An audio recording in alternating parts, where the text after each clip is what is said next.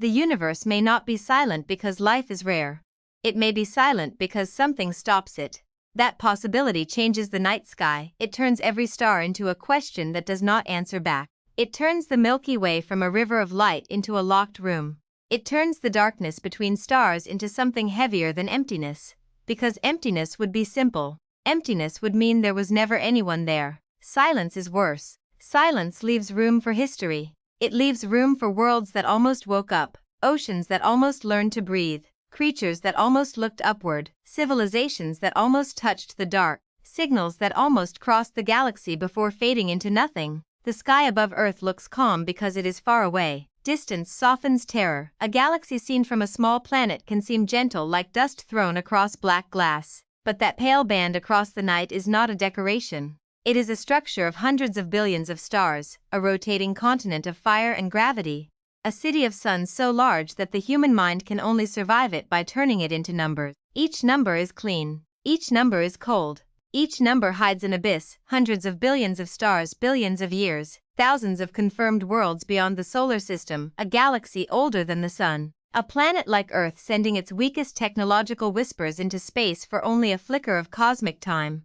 And from all that depth, no confirmed voice has come back, no unmistakable beacon from another civilization, no verified artificial signal repeating from a distant star, no message cut through static with the weight of another mind. No star system has announced itself as inhabited by engineers, astronomers, builders, historians, machines, or anything that has crossed the threshold from life into detectable intelligence.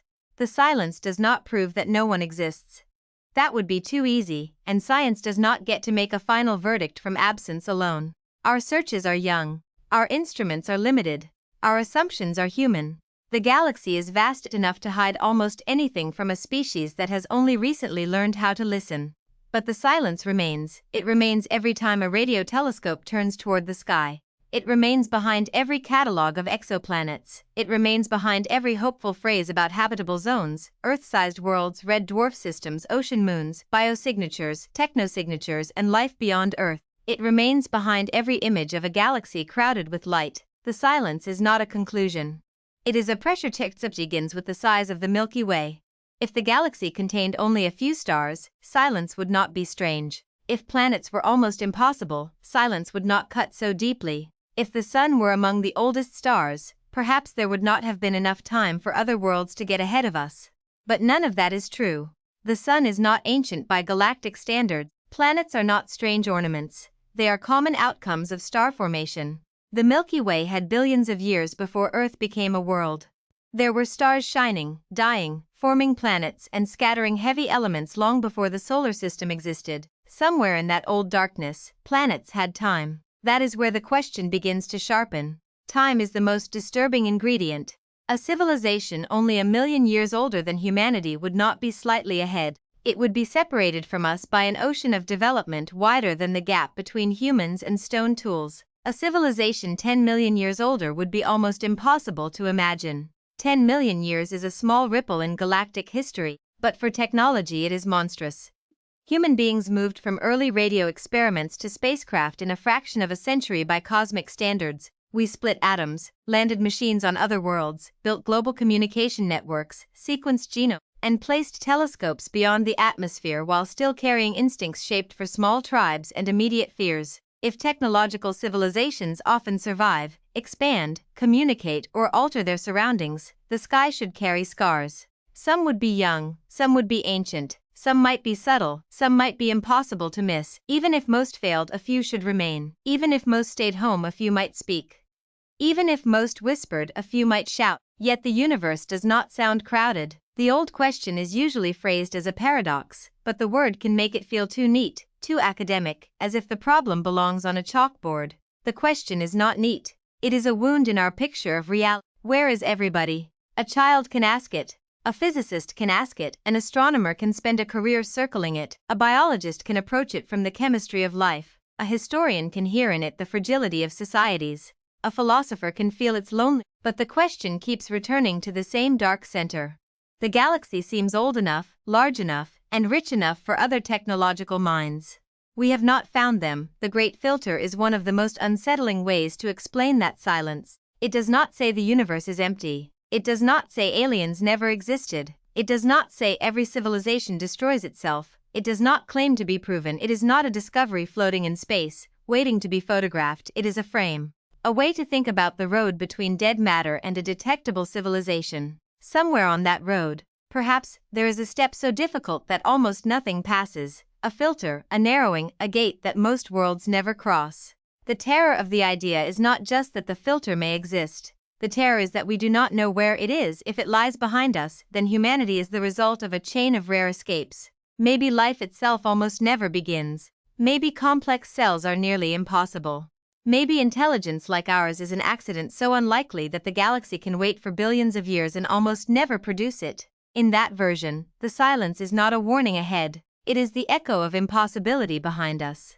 Earth would be not ordinary, but deeply rare. If it lies ahead, the meaning changes. Then the silence may come not from the difficulty of life beginning but from the difficulty of life surviving its own intelligence. The galaxy may contain many worlds where biology awakens, where animals evolve, where minds rise, where tools begins, where power grows and then something happens, something fire, not necessarily war, not necessarily one dramatic ending. A filter can be slow, it can be ecological exhaustion, technological instability, failure to coordinate, inability to endure deep time, or a retreat into silence so complete that no distant observer ever notices. The sky would not be empty because life failed to start. It would be quiet because life failed to remain visible. That is the darker version. It does not ask why there are no aliens. It asks whether the absence of aliens is telling us something about ourselves. To feel the weight of that, we have to descend from the galaxy to a single planet.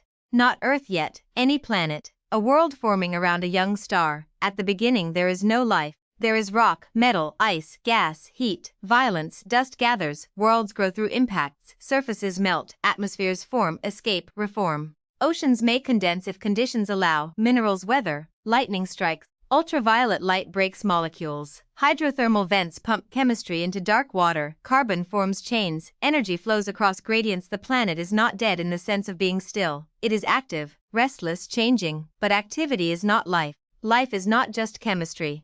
Life is chemistry that learned to remember itself. Somewhere on Earth non-living matter crossed that boundary. Molecules began participating in systems capable of copying, variation and selection. A process began that could accumulate history. It did not have a brain, it did not know it had begun. It did not know the stars existed. It was only a fragile persistence against disorder.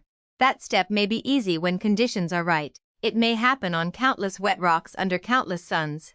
Organic molecules are not rare in space. Carbon chemistry is rich, water appears in many environments, energy is everywhere. Perhaps the universe naturally produces life when given enough time and the right setting, or the step may be so improbable that Earth is misleading us.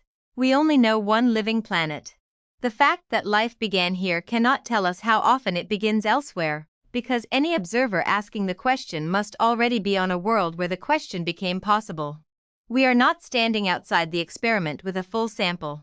We are inside the only confirmed success. That is a dangerous position from which to estimate odds. A planet may have oceans for a billion years and never solve the problem. It may have carbon, heat, minerals, tides, storms, vents, and still remain barren. Chemistry may approach the edge repeatedly and fall back. Complex molecules may form and break. Information may almost stabilize, almost replicate, almost evolve. Nothing crosses, nothing remembers, nothing inherits. The planet keeps turning, blue perhaps, clouded perhaps, beautiful from orbit, but silent in the deepest sense. A galaxy filled with such worlds would look promising from far away and remain dead from within. That could be the filter. The hardest step may be the earliest one. Not building radio telescopes, not surviving nuclear weapons, not crossing interstellar space. The hardest step may be getting matter to become life at all. There is a cold mercy in that explanation. If life is rare because abiogenesis is rare, then humanity has already passed through one terrible gate without knowing it. Every bacterium, tree, bird, whale and human would be evidence of an ancient victory so unlikely that no monument could match it. The sky would be quiet because most planets never take even the earliest breath. But Earth's history complicates the comfort. Life seems to have appeared relatively early after conditions became more stable. That may suggest the origin of life is not impossibly hard. It may suggest that once a planet becomes suitable, biology begins. Yet one example is not enough. Early success on Earth might reflect a common process, or it might reflect the fact that only early success gave evolution enough time to produce observers before the sun's slow changes made the future more difficult. The answer hides behind our own existence. Suppose life does begin often. Suppose the galaxy is not chemically dead. Then the filter moves forward. For most of Earth's history, life was microbial. Not for a brief prelude. For billions of years. Single-celled organisms ruled the planet longer than animals have existed. Longer than forests, longer than flowers, longer than mammals, longer than anything resembling human intelligence. They transformed chemistry, altered the atmosphere, survived extremes, and occupied environments that would kill complex organisms quickly. Microbial life is not a failed opening act. It is one of the most successful forms of existence on Earth. But microbes do not build transmitters. A planet can be alive and remain invisible to SETI. It can have oceans full of cells and no voices. It can generate subtle atmospheric clues, but no deliberate signals. It can breathe in a way that future telescopes might one day infer, but it does not ask questions. It does not point dishes at the stars. It does not wonder why no one answers. The step from simple life to complex cells may be one of the most important bottlenecks in the history of Earth. Complex cells are internally organized in ways bacteria are not. They carry structures that make larger bodies, specialized tissues, and high-energy complexity possible. A critical event in our lineage involved one cell taking in another in a relationship that eventually produced mitochondria, the power centers of complex life. That kind of union may have been extraordinarily rare. It may have happened once in the right way and changed the future of the planet. If complex cells are rare, then the galaxy may be alive but mostly microscopic. That is not the lively universe of science fiction. It is stranger and lonelier. Imagine world after world where life begins in oceans, spreads through crust, cycles chemicals, adapt and ends but never becomes large. No forests, no eyes, no skeletons, no nervous systems, no hands, no fire, no language, no astronomy. Just living chemistry persisting under alien skies, successful on its own terms and silent to us. The universe would not be dead, it would be asleep beneath a microscope. That possibility should unsettle us because Earth itself was such a world for most of its existence. If another civilization had watched Earth during those long ages, it might have seen atmospheric changes, it might have suspected biology, but it would not have heard intelligence. It would not have seen cities. It would not have detected radio. It would have waited for billions of years before anything here became technological. A living planet is not the same thing as a speaking planet. Even complex life does not guarantee intelligence.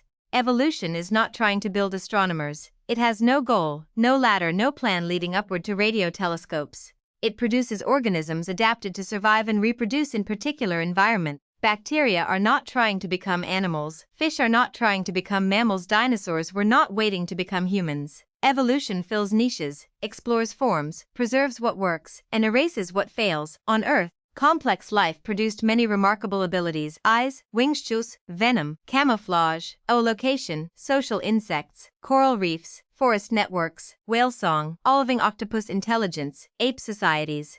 But only one lineage, as far as we know, produced a civilization capable of altering the planet and searching for other worlds. That matters. Intelligence is not one thing. A dolphin may have rich social awareness and no path to metallurgy. An octopus may solve complex problems but live a short life with limited intergenerational teaching. A crow may use tools but lack the body plan for industrial technology. A whale may carry memory across oceans but cannot build fire underwater. A planet could be filled with animals that feel, learn, hunt, mourn, cooperate, and play without producing a technological species. The filter may lie in the narrow combination required for technology. A species needs a brain capable of abstraction, but that is not enough. It needs manipulators fine enough to shape materials. It needs social learning. It needs long childhoods or other ways of preserving knowledge. It needs cumulative culture, where discoveries do not vanish when one individual dies. It needs access to energy sources. It needs environmental pressures that reward innovation without destroying the species too early. It needs materials that can be worked. It may need fire, or some path that plays a similar role. It needs language strong enough to move knowledge across generations. It needs stable enough conditions for culture to accumulate. That chain is not guaranteed by a living world. There may be planets where intelligence evolves again and again in forms that never become technological. Clever predators under alien seas, social herbivores crossing vast plains, tool-using creatures in forests where fire never becomes controllable, minds trapped by their own bodies, environments, or lifespans. A planet could have awareness and no astronomy, it could have suffering, memory, affection, fear, but no science. It could have songs beneath a strange moon and no radio. Such a world would not answer us. The silence would remain, not because no one is alive, but because no one can speak across the stars. Then there is the gate. We have already entered technology. This is where the great filter comes closest to the human throat. Human technological civilization is almost unimaginably young. Earth is billions of years old. Life is billions of years old. Animals are hundreds of millions of years old. Humans, as a species, are young. Agriculture is younger. Cities are younger still. Industrial civilization is a breath. Radio civilization is a shorter breath inside that breath. The time during which Earth has emitted artificial signals and built instruments capable of detecting signals from elsewhere is barely a thin scratch on the surface of deep time. For almost all of Earth's history, this planet was not visible as technological. If distant observers were watching from another star, they would need extraordinary timing to notice us as a civilization. A few centuries earlier, there were no radio transmissions to detect. A few centuries from now, our leakage may change, weaken, become more directional, or be replaced by forms of communication that do not radiate broadly into space. A technological civilization may have a loud phase that is very short. If that is true, the galaxy may be full of missed signals. Civilizations may appear like sparks in a dark field, each lasting a moment, each separated by distance and time, each unaware of the others. A signal from one world may pass another before life there becomes intelligent. A reply may arrive after the sender is gone. A beacon may cross a star system where no one is listening. The galaxy could be a graveyard of conversations that never overlapped. Time does not need to kill civilizations to isolate them. It only needs to misalign them. The scale is merciless. A radio signal traveling at light speed takes years to reach nearby stars, centuries to cross small regions of the galaxy, tens of thousands of years to cross larger spans. A conversation with a civilization 100 light-years away would require generations. A conversation across 1,000 light-years would be closer to archaeology than dialogue. Messages would become monuments. Replies would belong to descendants. Human beings are not built for that kind of communication. Our emotions evolved for voices across a fire, faces across a room, danger across a field, grief across a lifetime. Interstellar time breaks the ordinary meaning of contact. Even if another civilization exists, speaking may not be simple. It may not be safe. It may not be worth the energy. A civilization may choose to listen and never transmit. It may transmit only narrow beams that never touch Earth. It may use technologies we do not recognize. It may communicate mostly inside its own system. It may become efficient and quiet. It may outgrow radio before we arrive. The silence is therefore not proof of cosmic absence. It is proof only that our search, with our methods, have not yet found a confirmed signal. That distinction matters. Radio waves weaken with distance. Leakage is not the same as a beacon. Frequencies can be missed, signals can be brief. The sky is large. Time windows are narrow. Interference is constant. Our instruments are improving, but they are not magic. The galaxy could be inhabited and still look empty to us, and yet this does not dissolve the fear. It only changes its texture. Because if civilizations are common and long-lived, some evidence might still be expected. Not necessarily an invasion, not necessarily a city under another sun, but some trace, some waste heat, some unusual atmospheric chemistry, some large-scale engineering, some probe, some artifact, some signal that rises above ambiguity. We have no confirmed example. The silence survives every softer explanation. It may be that interstellar expansion is far harder than human imagination suggests. Science fiction makes the galaxy feel crossable because stories move at the speed of plot.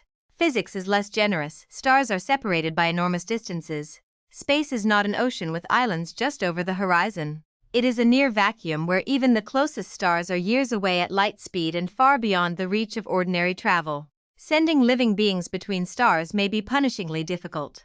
Sending machines is easier, but still requires energy, reliability, guidance, protection, and patience across timescales that strain engineering and institutions. A civilization could be intelligent, peaceful, stable, and curious, yet remain bound to its home system for a very long time. Maybe the galaxy is not colonized because colonization is not a natural behavior. Maybe expansion is expensive, slow, dangerous, or culturally unappealing. Maybe mature civilizations do not behave like empires. Maybe they build in habitats, simulations, archives, quiet systems of survival. Maybe they do not need the galaxy the way young species imagine they would. That is possible. But even then, the silence asks why none have chosen otherwise. In a galaxy with enough civilizations and enough time, diversity should matter. Some might stay home. Others might explore. Some might hide. Some might conserve energy. Others might build extravagantly. Some might be cautious. Others might be reckless. The more common civilizations are, the harder it becomes to explain why every detectable path has left no confirmed mark. The great filter returns because it is brutally efficient. It reduces the need for many behavioral assumptions. Maybe there are few civilizations because most worlds never reach that stage. The filter could be behind cells, behind complex life, behind intelligence, behind technology, ahead of us, or spread across every stage, not one wall but many. A planet must avoid sterilizing violence. It must keep enough atmosphere. It must have chemistry that allows life. It must maintain liquid environments long enough. It must pass through abiogenesis. Life must survive planetary upheaval. Complex cells must arise. Large organisms must develop. Intelligence must emerge in a usable body. Culture must accumulate. The civilization must avoid destroying its own foundations. It must remain detectable. Its detectable phase must overlap with a listener. Every condition narrows the path. The galaxy may not need one impossible step. It may be enough that many steps are difficult. This is where the idea becomes colder than a single catastrophe. A single catastrophe can be imagined, fought, dramatized. A chain of probabilities is quieter. Worlds fail without spectacle. A planet lacks stable climate. Another lacks the right chemistry. Another produces only microbes. Another produces animals without technology. Another produces technology too briefly. Another survives but never speaks. Another speaks in a direction we never see. The night sky becomes the sum of all the paths that ended before becoming visible. A dead planet is easy to picture. A failed biosphere is harder. An almost civilization is harder still. There is no ruin to see from Earth, no broken tower, no abandoned satellite, no last message, only absence. That absence can hide immense histories. A world may have had oceans under a dim red star. Life may have begun in black vents below ice. It may have spent billions of years as cells adapting and dividing, while the sky above remained unseen. The star may have flared too violently. The atmosphere may have eroded. The ocean may have frozen or boiled. Life ended without ever producing an eye. Another world may have grown forests under orange light. Animals may have crossed continents. Intelligence may have appeared in a species with memory and social bonds but no way to preserve knowledge beyond song and gesture. A climate shift may have erased them. The planet remained alive, but the mind that might have asked questions vanished. Another world may have produced technology, fires, metals, engines, signals. For a few centuries it may have shown, then its systems may have failed, not because its people were monsters, not because destruction was inevitable, because power arrived faster than restraint, because every solution created new dependency, because coordination across a planet proved harder than invention, because short-term survival defeated long-term memory, because the civilization could not become old. From Earth, all three worlds look the same, silent. This is why the great filter presses so hard on our own age. We are not looking at the problem from a safe distance. We are inside one of the suspected gates. The human species has become powerful enough to damage the conditions that support it. That sentence is not a prophecy. It is an observation. Nuclear weapons exist. Industrial activity changes atmospheric chemistry. Ecosystems are synthetic biology is advancing. Artificial intelligence is becoming more capable. Global systems are tightly connected and fragile in ways no earlier civilization had to manage. A failure in one region can ripple outward. A pathogen can travel quickly. A financial shock can cross borders. Information can destabilize trust. Energy systems, food systems, military systems, and digital systems now overlap. Technology has given humanity reach without giving it guaranteed wisdom. That mismatch may be one of the great dangers of any technological siege. Evolution shapes for local problems, but technology creates planetary consequences. A mind built for hunger, status, fear, cooperation, rivalry, and immediate survival suddenly controls forces that operate across centuries. The emotional machinery is ancient. The tools are new. A species can discover physics before it learns patience. It can master energy before it masters restraint. It can build global systems before it builds global trust. That does not mean doom is certain. It means survival is not automatic. The great filter is often frightening because people imagine one obvious ending: civilizations destroy themselves. But the true range is broader and more subtle. A civilization could avoid outright destruction and still become quiet. It could decline. It could lose complexity. It could fragment. It could turn inward. It could choose low energy stability. It could abandon large-scale broadcasting. It could become digital, efficient, and difficult to detect. It could survive in forms that leave little trace across interstellar distance. The filter may not kill. It may hide. That version is less cinematic, but it may be more plausible. The galaxy may contain old civilizations that are not interested in being seen, or civilizations whose technologies produce almost no leakage, or societies whose detectable phases passed before we were listening, or machines operating quietly around dim stars, or post-biological systems that have no reason to carve messages into radio. But again, every explanation must face the same scale. If there are many, why none obvious? If they are ancient, why no If they are curious, why no signal? If they are expansionist, why no presence? If they are quiet, why all of them quiet enough? There may be an answer. We do not have it. The silence keeps its shape. There is another way to feel the problem. Do not begin with aliens. Begin with Earth's radio bubble. For almost all of history, Earth was cosmically mute. Then, recently, artificial electromagnetic emissions began spreading outward at the speed of light. They now form a growing sphere around the planet, but that sphere is tiny compared with the Milky Way. 100 light-years is large in human imagination. It contains nearby stars. It is vast compared with any journey we have made. But placed against a galaxy 100,000 light-years wide, it is almost nothing. Humanity has not announced itself to the galaxy. It has barely cleared its throat. Even within that bubble, the signals are not simple. Ordinary broadcast leakage weakens rapidly. Detectability depends on transmitter power, receiver sensitivity, frequency, direction, background noise, and many assumptions. Some signals are aimed, some are scattered, some are brief. Earth is not a lighthouse pouring one clean message across the Milky Way. It is a messy, changing, uneven source of technological noise. If another civilization is listening from far away, it may not hear us, and if we are like others, we may not hear them. Civilizations could be there, each wrapped in a small shell of detectability, never overlapping. The galaxy could be filled with expanding bubbles of weak signals that pass through empty time. A signal does not matter if no receiver exists where and when it arrives. This possibility drains the drama from alien contact and replaces it with something more severe. Cosmic missed connection. The tragedy would not be that no one speaks. The tragedy would be that everyone speaks too briefly, too weakly, too far apart. The great filter would then be partly temporal, not a wall in biology or technology, but a mismatch between the lifespan of civilizations and the scale of the galaxy. To be noticed, a civilization must last long enough, transmit strongly enough, or build visibly enough.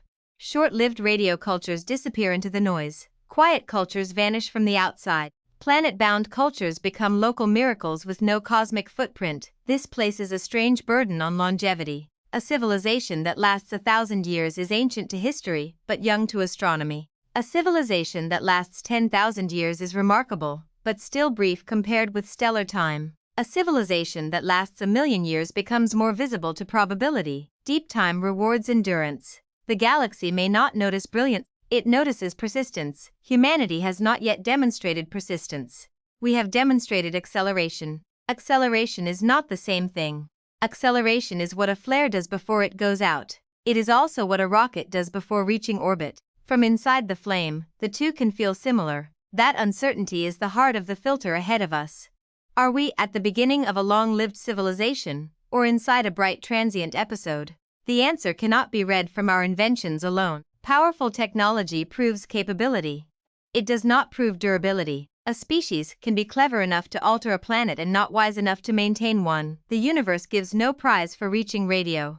Radio is not the finish line. It may be the alarm. Once a civilization can see itself from space, measure its atmosphere, understand extinction, model climate, split atoms, modify organisms, and build machines that learn, it has entered a new moral and operational condition. It becomes responsible for processes that no previous animal had to manage. Its survival depends not only on intelligence but on governance, restraint, memory, cooperation, and humility before complex systems. These are not guaranteed by evolution. Evolution rewards what works locally, not what preserves a civilization for a million years. It can produce appetites stronger than foresight. It can produce tribal loyalty stronger than planetary identity. It can produce brilliance in individuals and madness in groups. It can produce curiosity and denial in the same mind. A civilization may fail not because it lacks knowledge, but because knowledge does not automatically govern behavior. That is a very human fear. It may also be a cosmic one. Still, the great filter should not be turned into a sermon. The silence of the galaxy is not evidence for a specific human political lesson. It does not prove one ideology right or another wrong. It does not tell us which technology will doom us or save us. It does not say civilizations always collapse.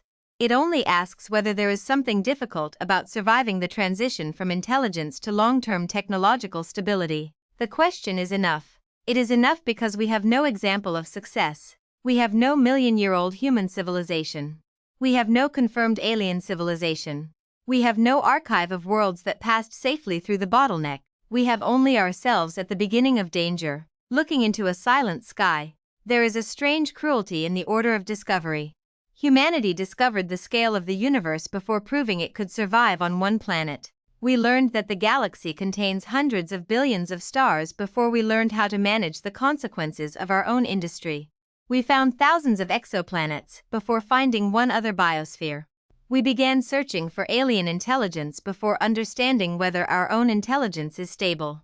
The cosmos opened before we were ready. The great filter is one name for that unpreparedness projected onto the galaxy. But there is also a humbler possibility. The galaxy is not built for stories like ours. Human narratives like contact, expansion, progress, and destiny may be poor tools. The universe may contain life that never becomes technological, technology that never becomes expansive, intelligence that never becomes communicative, communication that never becomes detectable, and civilizations that never behave like the civilizations we imagine.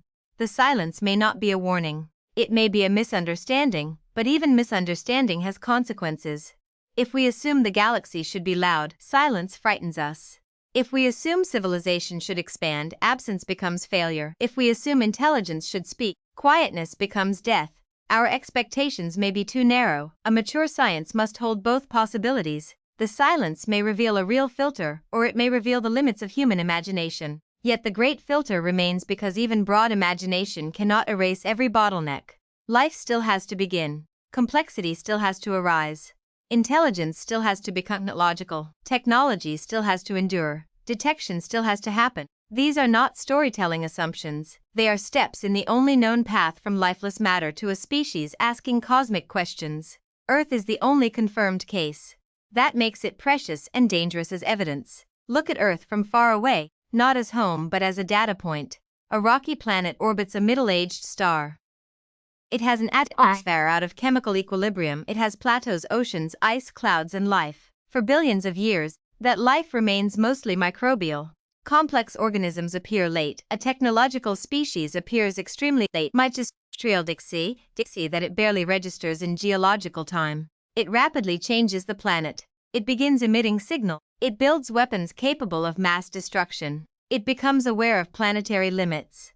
It searches for others while uncertain of its own future. If that data point were not us, we would find it alarming. We would say the civilization is in a volatile transition. We would say it has moved from local impact to planetary impact faster than its institutions have adapted. We would say its detectable phase is young, its long-term stability unproven, its risks rising with its capabilities. We would not know whether it is doomed. We would not know whether it will flourish. We would know only that it has entered a narrow passage. We are that passage. That is why the great filter can feel like a prophecy even when it is not one. It fits too easily over our anxieties. But the fit does not prove the theory. It only proves that the theory touches real vulnerability. Science must keep the distinction clear. The Fermi paradox begins with observation and expectation. The great filter is one possible interpretation. It should be handled like a dark lens, not a fact. Through it, we see the sky differently. But the lens is not the sky. There may be no single filter. The galaxy may be quiet for many reasons at once. Life may be uncommon. Complex life may be rarer. Technology may be rarer still. Civilizations may not hard to detect. Interstellar distances may isolate everyone. Advanced societies may be quiet. Our searches may be early. The combined effect could produce silence without any one absolute barrier. A universe can be silent through accumulation. This is harder to dramatize, but more scientifically honest. Reality rarely offers one clean cause. It offers layered difficulty. It offers planets that almost work, biospheres that almost complexify, minds that almost build, civilizations that almost endure. The Milky Way may be full of almost alive, almost complex, almost intelligent, almost technological, almost heard. The word is unbearable because it preserves possibility while denying arrival. Imagine the galaxy as a vast dark landscape scattered with locked doors. Behind some doors nothing ever began. Behind others life began but remained microscopic. Behind others, animals moved but never built. Behind others, civilizations rose and fell before their light reached us. Behind others, minds are listening in the wrong direction, at the wrong time with the wrong tools. Behind others, something may be watching the same silence from a different sky. We do not know which doors exist. We only know that none have opened. There is one place, however, where the door did open. Earth. That should not make us arrogant. It should make us careful. Earth is not large, it is not central, it is not protected by cosmic importance. It is a small, wet, ordinary star in one spiral galaxy among many. Its biosphere is a thin film. Its atmosphere is shallow. Its oceans are deep to us and skin-like to the planet. Its civilization is a recent pattern of lights on the night side. Everything we have ever loved, feared, built, buried, written, calculated, and remembered exists inside that fragile layer. From the outside, it would not take much to miss it. From the inside, it feels like everything. The great filter forces these two views together. The human view, where history is enormous. The cosmic view, where human history is a flash. The biological view, where life is tenacious. The astronomical view, where planets can die without leaving a sentence. The technological view, where progress feels unstoppable. The evolutionary view, where most lineages vanish between those views. The silence becomes a kind of gravity, it pulls every explanation downward. Maybe life is rare because the chemistry is hard. That is one darkness. Maybe life is common but complex life rare. Another darkness. Maybe complexity is common but intelligence rare. Another maybe intelligence is common but technology rare. Another maybe technology is common but survival rare. Another maybe survival is common but visibility rare. Another. The question never becomes light. It only moves. The most hopeful scientific discoveries can make the great filter feel worse. More exoplanets mean more chances but also more silence. More potentially habitable environments mean the galaxy had more opportunities, but we still have no confirmed company. If we discover simple life elsewhere in our solar system, joy will come with a shadow. It would mean life begins more easily than we knew. The filter would move forward. If we later find that many exoplanets have biosignatures but no technosignatures, the shadow would move closer to intelligence or civilization. Every answer opens a deeper question. This is the trap of cosmic optimism. The more habitable the universe becomes, the more haunting the absence of civilizations may become. A barren universe is lonely. A fertile but silent universe is terrifying. It suggests that beginnings are not the problem. Endurance is. The history of life on Earth is not a straight story of endurance, though. Mass extinctions erase most species. Climate shifts redraw habitats. Oxygen itself, now essential to animals, was once a planetary poison to many organisms. Asteroid impacts change futures. Volcanism alters atmospheres. Ice seas retreat. Evolution does not preserve what is beautiful, intelligent, or promising. It preserves what survives long enough to reproduce under given conditions. It has no memory of lost possibilities except fossils, and fossils are a poor archive of vanished minds. If technological civilizations are subject to their own version of extinction pressure, intelligence may not be enough. Tool use may create new selection forces. Societies may become vulnerable to their own scale. Networks may transmit shocks. Weapons may amplify conflict. Energy use may alter climate. Complexity may generate fragility. Success may create the conditions for failure. This does not make civilization unnatural. Termite mounds are natural. Coral reefs are natural. Beaver dams are natural. Human cities are also products of life. Technology is not outside nature. It is nature discovering new methods through one species. That is precisely why it may be dangerous. Natural processes do not guarantee stability. They explore, they overshoot, they collapse. They adapt if something survives. A civilization that wants to endure cannot rely on being natural. It has to become reflective. It has to notice its own feedback loops. It has to treat the future as real even when the present is loud. Whether that is common in the universe is unknown. Humanity has only begun trying. There is no need to turn this into despair. Despair is too easy, and it flatters itself by pretending to be depth. The great filter is darker than despair because it does not give us the relief of certainty. It does not say we are doomed. It says we do not know whether civilizations like ours usually survive. It leaves us suspended between rarity and danger. Suspension is harder than doom. Doom ends the question. Uncertainty forces attention. The sky is not telling us that we will fail. It is telling us that success cannot be assumed. There is a difference, and everything depends on it. When we listen for alien signals, we are also listening for evidence that someone has crossed the dangerous interval before us. A confirmed technological civilization would not merely answer loneliness. It would prove that technology can become durable somewhere. It would show that the path does not always end in silence before detection. Even a faint beacon from an older society would change the emotional structure of the future. It would not solve human problems, but it would destroy the most absolute version of the filter ahead. No such beacon has been confirmed, so we remain without that reassurance. The silence does not mean no reassurance exists. It means we have not found it. That distinction is thin, but it is the only honest ground. From here the galaxy looks like a field of closed mouths. Stars burn with ordinary indifference. Planets orbit unseen. Dust collapse into new systems. Black holes feed. Supernovae seed heavy red dwarfs wait through timescales longer than the universe has yet lived. The machinery is vast. It does not need life to be beautiful. It does not need intelligence to continue. Life is an interruption. Technology is an even sharper interruption. A civilization is a temporary refusal of silence. It gathers matter into memory. It turns minerals into instruments. It turns atmosphere into breath and then into signals. It names stars that will never know their names.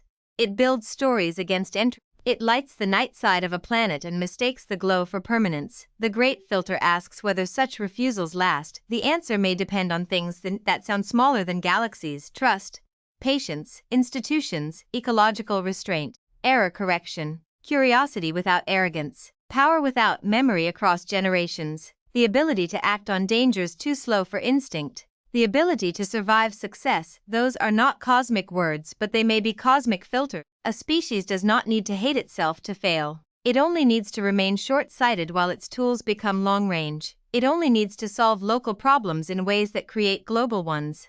It only needs to confuse growth with endurance. It only needs to treat the future as an abstraction until the future becomes a wall. That is one possible gate. There may be others we cannot name. Every young civilization may face risks unique to its biology, planet, and technology. Some may be destroyed by naturals before reaching stability. A nearby supernova.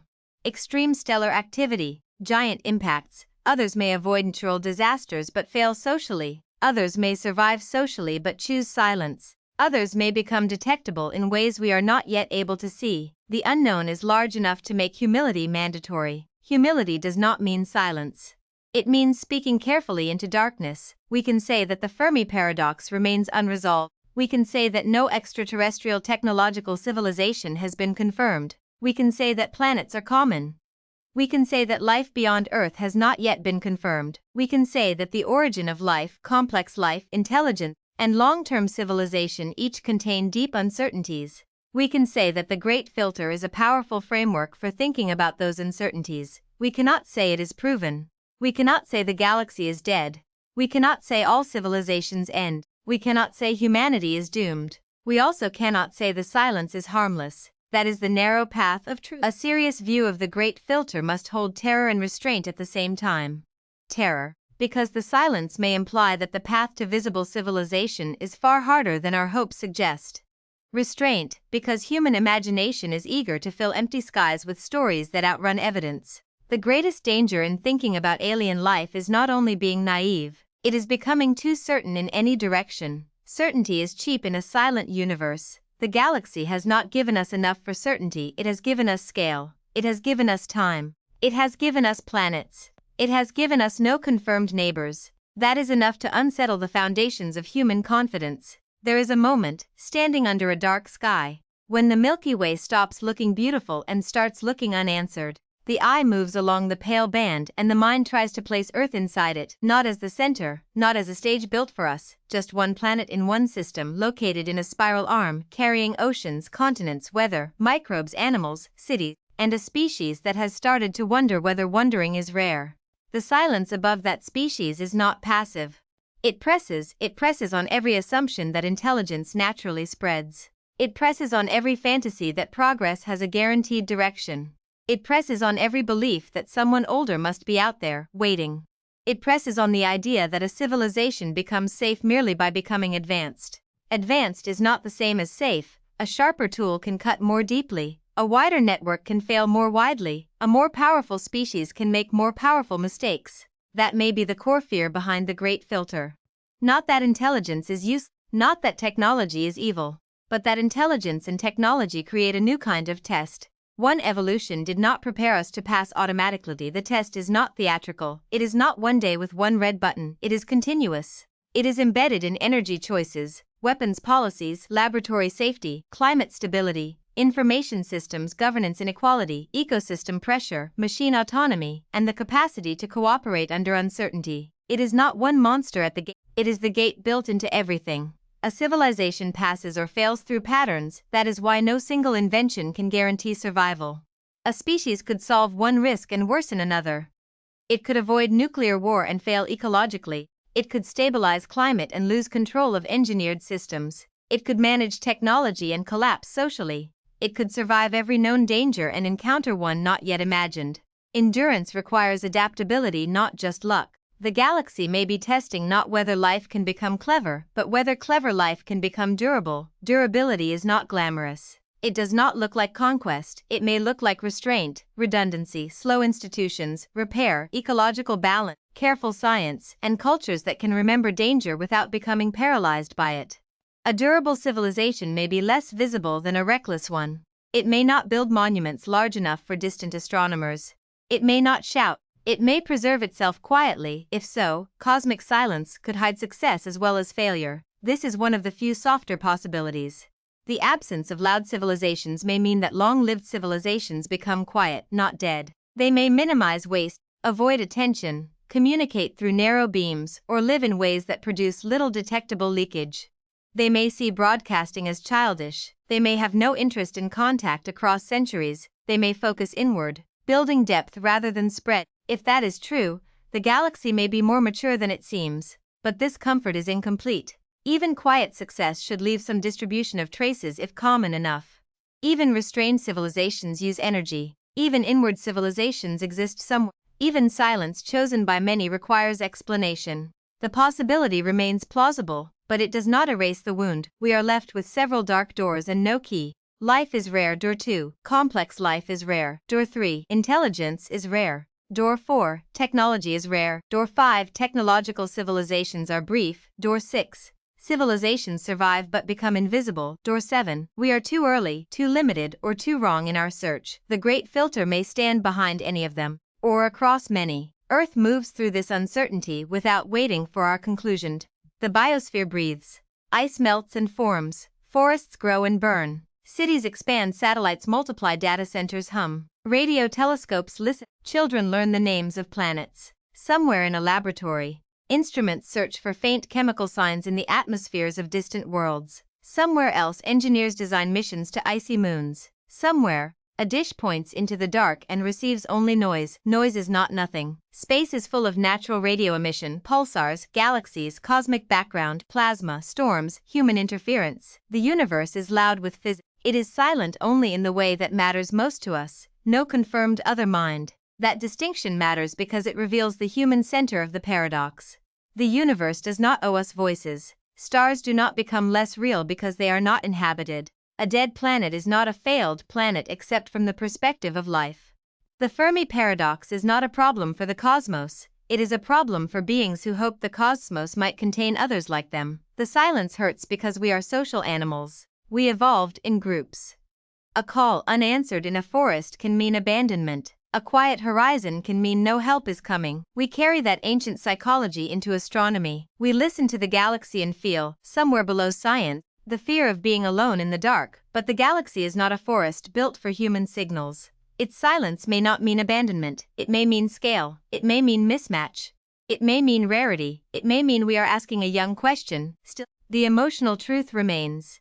A universe with no detectable company feels different from one filled with voices. It changes the story humanity tells about itself. It removes the imagined older sibling. It removes the galactic audience. It removes the guarantee that intelligence has a future. Without evidence of others, Earth becomes not less important, but more exposed. There may be no backup civilization, no confirmed archive of mind beyond this planet, no proof that technological life has survived elsewhere.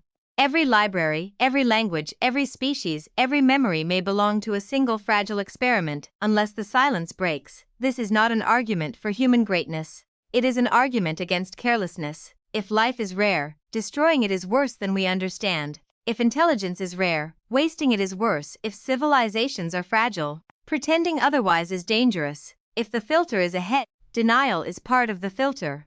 If the filter is behind, Earth is a survivor and should be treated like one. Every possibility increases the weight of what happens here. The great filter does not give us comfort, but it gives perspective sharpened into something almost painful. It makes the ordinary surface of Earth look improbable. A whetstone under a yellow star, a biosphere that survived long enough to produce minds, a civilization that can map galaxies and still argue about its own future.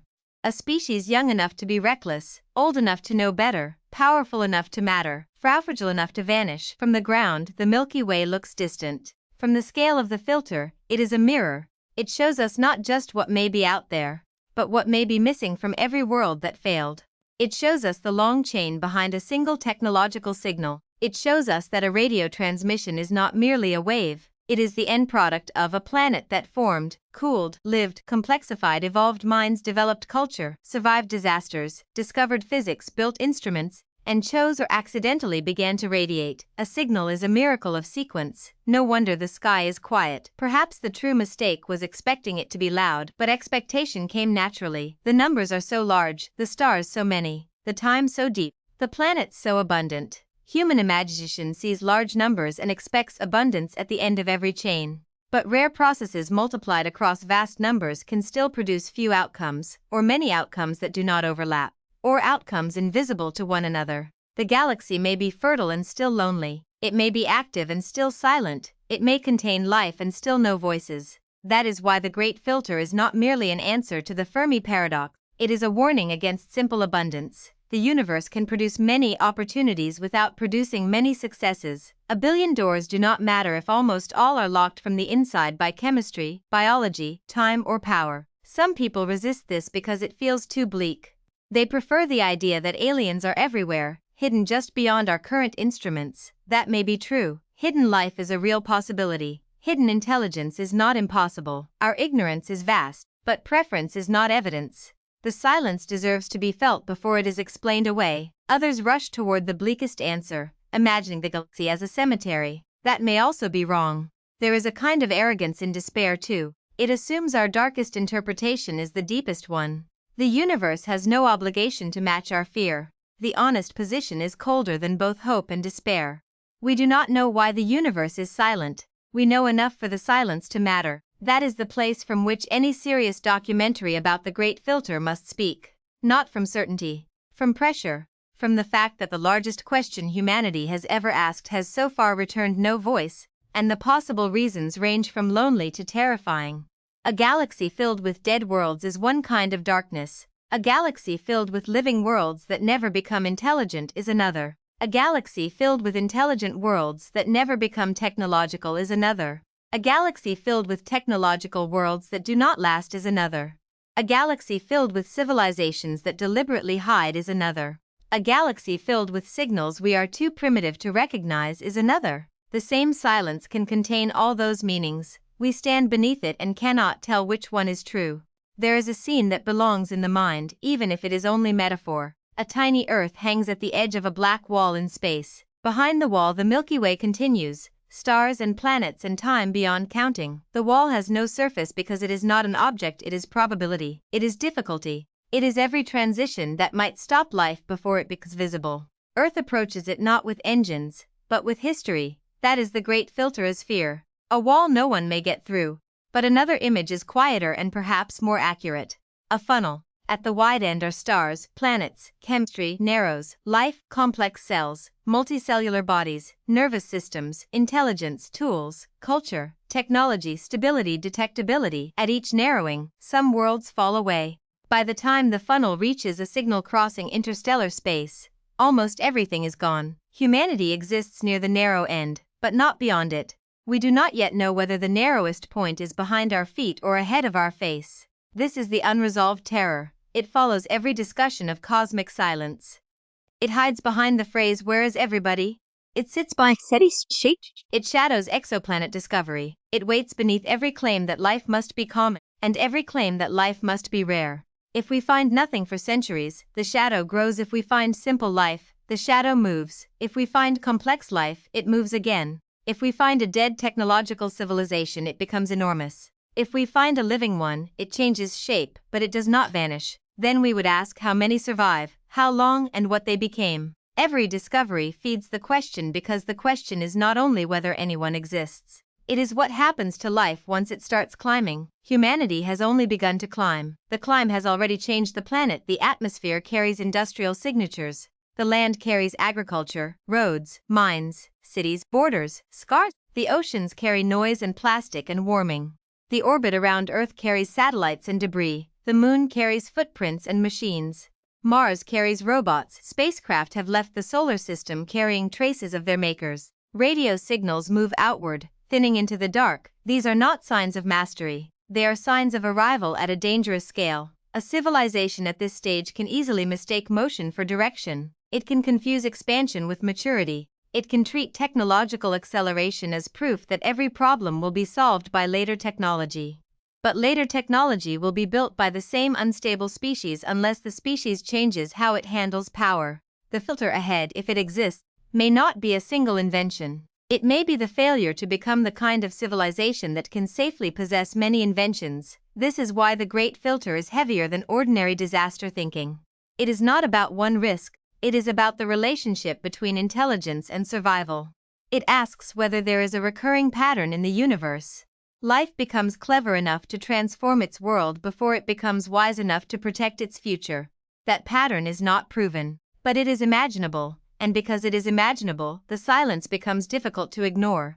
The universe does not need to be hostile for civilizations to fail. Indifference is enough. Physics will not intervene. Stars will not warn. Planets will not forgive every disturbance. Complex systems can break without malice.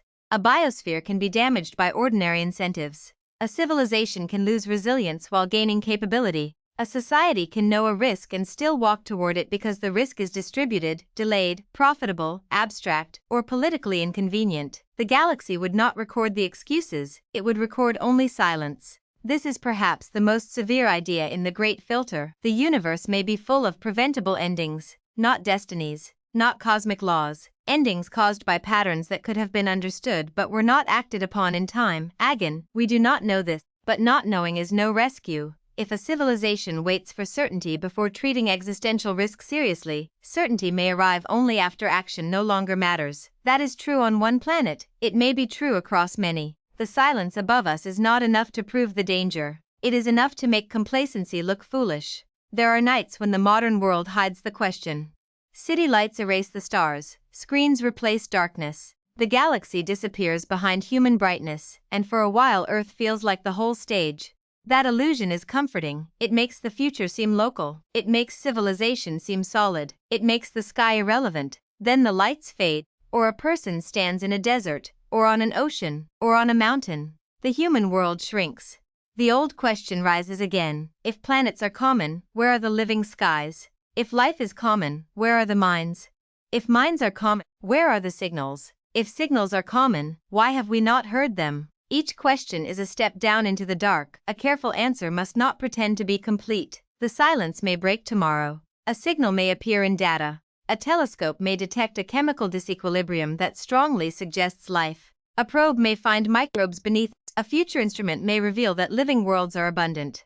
Or decades may pass with ambiguity. Science advances uneven. The universe does not schedule revelations for human impatience. Until then, the Great Filter remains one of the most powerful ways to hold the uncertainty. It does not make the universe smaller. It makes the path through the universe narrower. A narrow path can still be crossed. That must be said even without turning the ending into comfort. Nothing in the great filter proves that humanity cannot survive. Nothing in cosmic silence proves that civilizations always fail. A filter may be behind us. A filter may be ahead but passable. The dangers may be real but manageable. The silence may be due to distance, timing, detection limits, or forms of life we have not learned to see, but a passable gate is still a gate. A species that treats survival as guaranteed may be less likely to survive. A species that understands its fragility may gain a chance. The great filter, if it has any practical meaning, is not a prediction. It is a demand for seriousness. Seriousness before deep time, seriousness before power, seriousness before the fact that Earth may be rare, seriousness before the possibility that it is not rare, and that rarity lies ahead. The human mind wants the story to end with either rescue or doom. The great filter refuses both. It leaves Earth turning in the dark, neither chosen nor condemned, neither alone by proof nor accompanied by evidence. It leaves us with a fragile signal and no confirmed reply. That may be the most honest ending available. Look again at the Milky Way, not as scenery, not as a promise, as an unanswered archive. Every star is a place where something could have happened. Every planet is a possible branch. Every ancient system is a lost opportunity or an unseen success. The galaxy may contain dead chemistry, sleeping microbes, complex biospheres, silent minds, hidden civilizations, or nothing that ever came close to us. We do not know which vision is true. The silence holds them all. Earth moves inside that silence with all its noise, all its life, all its danger. Its cities glow, its oceans darken, its forests breathe, its machines transmit, its children look upward, its scientists listen. Its future remains unwritten, not because the universe is kind, but because no answer has yet closed the gate. The universe may not be silent because life is rare. It may be silent because something stops it. Somewhere behind us, perhaps, life crossed a barrier almost no world crosses. Somewhere ahead, perhaps, another barrier waits for every civilization bright enough to see it too late. Between those possibilities, humanity exists as a brief light on a small planet, asking why the dark has not spoken, and the dark, for now, gives no reply.